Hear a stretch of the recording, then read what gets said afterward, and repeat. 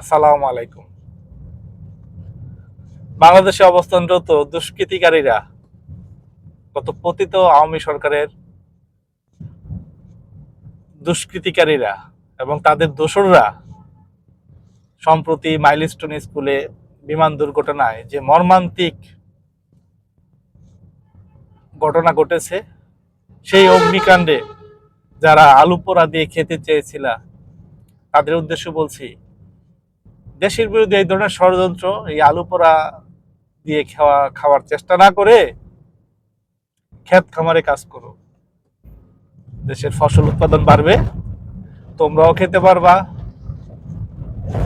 দেশের জনগণও খেতে পারবে। সালমান এফ রহমান বাংলাদেশের অন্যতম একজন শীর্ষ ব্যবসায়ী এবং ধনী ছিল। আজ কি তার অবস্থা? পলকে প্রতিমন্ত্রী হয়ে তো না জানি কি পেয়ে গেছিল, বেফাস কথাবার্তার এমন পর্যায়ে চলে গেছিল যে স্যাটেলাইট নাকি বৃষ্টির পানিতে বন্ধ হয়ে গেছে। তো এদেরই যদি এই অবস্থা হয়, যারা আলু পোড়া দিয়ে খাওয়ার চেষ্টা করছো, তোমাদের কি অবস্থা হবে? আল্লাহ আমাদের সবার সহায় হোক। আমিন।